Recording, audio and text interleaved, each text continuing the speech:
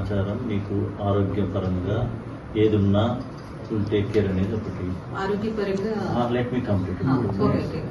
అంటే ఇంతకుముందు ఏదైనా ఎక్స్పెండిచర్ ఆరోగ్య విషయం అయితే ముఖ్యమంత్రి గారికి కానీ పైన తెలియదు.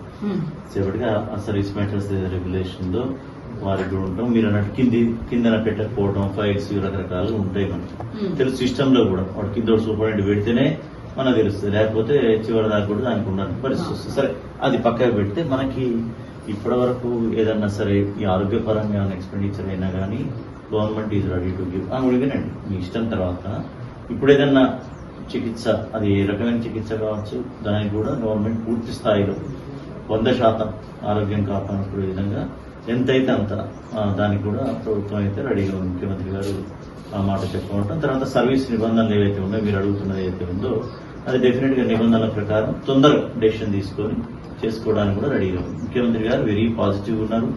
అంటే ఇక రావటం తెలంగాణ వారికి ఉండేటటువంటి ఇది పరిస్థితి, తర్వాత రాగానే మొత్తం ఇష్యూస్ సెటిల్ చేసుకోవడాలు, అవన్నీ total development and welfare activities, assurances, వీటిల్లో మీరు తెలియదు కాదు మన స్థాయిలోనే ఇంత ఉందంటే ఇంకా రాష్ట్ర స్థాయిలో ఉంటుందని. అట్లని మీరు విస్మరించిందా అది అనే ఉద్దేశం పక్కన పెడితే వారైతే ఫెయిర్ గా ఉన్నారు, పాజిటివ్ మోడ్ లో ఉన్నారు. మొదలు ఆరోగ్యం చూసుకుంటేనే మనం ఫర్దర్ గా స్టెప్ వేయగలుగుతాం. ఇంకోటి ఏంటంటే ఈ ఆలోచనలు కూడా మనకి ఎక్కువ పెట్టుకున్నా కొద్దిగా హెల్త్ మీరన్న పాయింట్ కరెక్ట్ డిటీరియేట్ అవుతుంది. సరే, ఇట్లా జరిగింది. అందరికీ నమస్కారం. యాదాద్రి భువనగిరి జిల్లా కలెక్టర్ హనుమంతరావు. ముఖ్యమంత్రి గారు ఆదేశాల మేరకు నళిని గారిని ఇక్కడ కలవడం జరిగింది. వారి ఇంటికి వచ్చేసి వారి నాన్నగారు మరియు ఇతర కుటుంబ సభ్యులతో కలవడం జరిగింది. వారి ఆరోగ్య పరిస్థితిపై వాకప్ చేయడం జరిగింది. వారికి వరుసగా టైఫాయిడ్, తర్వాత వైరల్ ఫీవర్స్, డెంగ్యూ, చికెన్ గున్యా ఇవన్నీ వరుసగా రావడం వల్ల ఆరోగ్యం కొద్దిగా క్షీణించడం జరిగింది. అదేవిధంగా గత కొంతకాలం నుంచి వారు చెప్పినట్టుగా రొమటైడ్ ఆర్థరైటిస్ తోటి బాధపడుతున్నారు. కానీ యోగా మరియు ఆయుర్వేదం తోటి స్థిరంగా ఉన్నారు. మంచిగా ఆత్మవిశ్వాసంతో మాట్లాడగలుగుతున్నారు.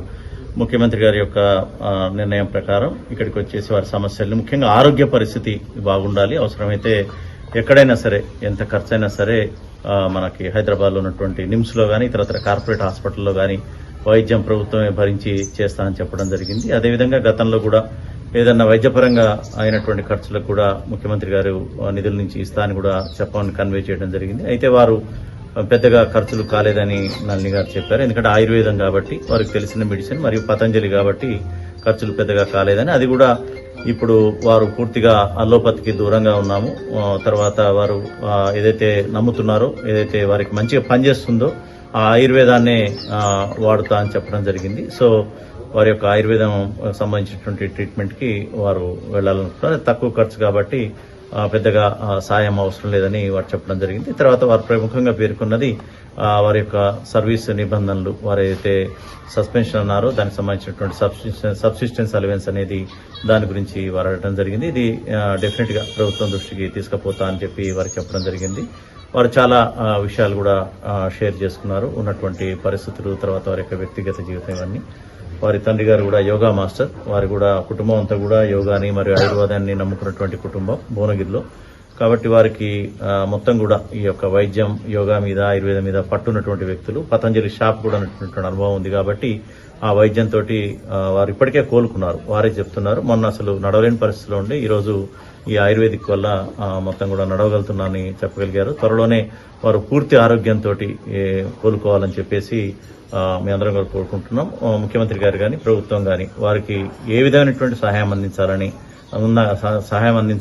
కోరుకున్నా కానీ దాన్ని చేస్తామని కూడా చెప్పడం జరిగింది. అదే విషయాన్ని వారికి చెప్పడం జరిగింది. వారు కూడా సరైన సమయంలో చెప్తా అని చెప్పడం, ముఖ్యంగా వారి సర్వీస్ నిబంధనల గురించి పదే పదే రిక్వెస్ట్ చేయడం జరిగింది. ఇది ప్రభుత్వం దృష్టికి, ముఖ్యమంత్రి గారి దృష్టికి తీసుకుపోవడం జరుగుతుంది. Thank you. మీ వ్యాపారం అభివృద్ధి కావాలని కోరుకుంటున్నారా? అయితే వెంటనే క్యూనస్ ని సంప్రదించండి. Schools, colleges, banks, shops, office promotions, land promotions, political promotions, restaurant promotions, hospital promotions, పుట్టినరోజు వేడుకలు, శుభకార్యాలు, వ్యాపారాలు ఏవైనా, సందర్భం ఏదైనా ఇప్పుడే క్యూనస్ ద్వారా తెలియజేయండి. మీ వ్యాపారాన్ని అభివృద్ధి చేసుకోండి.